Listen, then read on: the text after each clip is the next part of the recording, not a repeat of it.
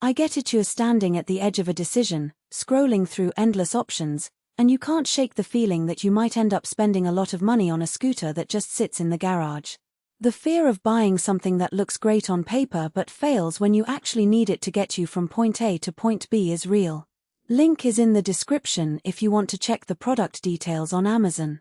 Let's dig into whether the Segway Ninebot Max G3 lives up to the hype enough to earn a spot in your daily routine, or if you'd be better off walking, biking, or waiting for a different model. First off, think about why you're even considering an electric scooter. Is it a 20-minute commute to work, a weekend-long campus trek, or just a way to zip around a large suburb?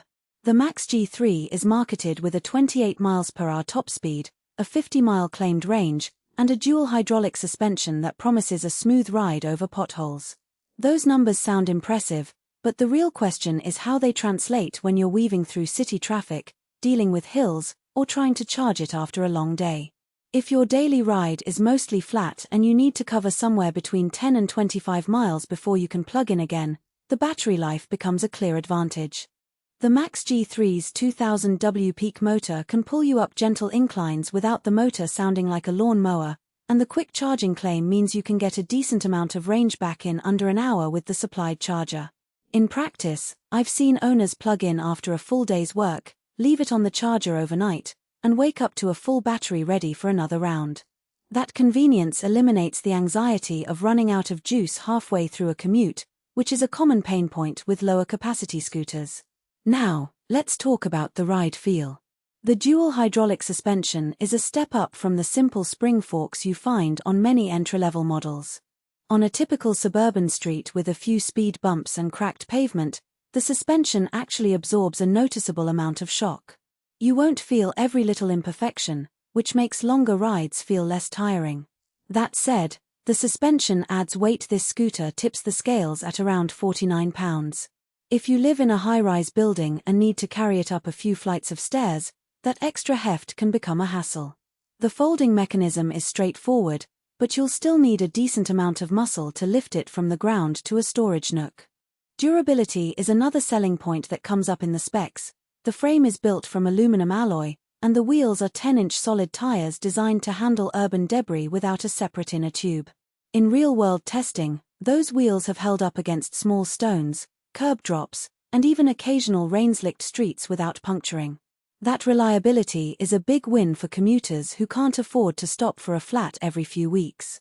However, the solid tires also mean you lose a bit of the cushion that pneumatic tires provide on really rough surfaces. If you routinely ride on cobblestones or heavily potholed roads, you might notice a harsher feel compared to a scooter with air-filled tires. Safety features are baked in, too.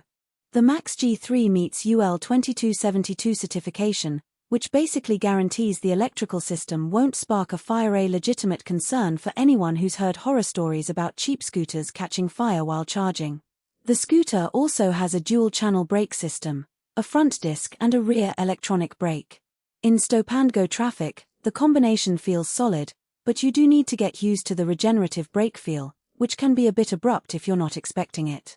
A quick test in moderate traffic showed that the scooter stops reliably within a couple of meters, but you'll still want to wear a helmet and be mindful of the scooter's weight when braking sharply. Who should actually consider buying the Max G3?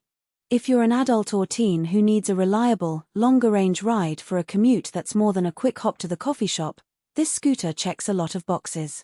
It shines for people who have a secure place to store it, like a garage or a dedicated corner in an apartment, so that the weight and size aren't a daily burden. It also makes sense for those who value a smoother ride over rough pavement, thanks to the hydraulic suspension, and who want the peace of mind that comes with a solid tire, fire-rated system. On the flip side, if your rides are under 5 miles, you're primarily looking for a portable fold-up that you can sling over your shoulder on the subway, or you live in a place with steep hills that regularly exceed a gentle incline, you might be better served by a lighter, more compact model. The Max G3's 28 mph top speed is more than most city speed limits allow, and while that power feels great on open roads, it can attract extra attention from law enforcement in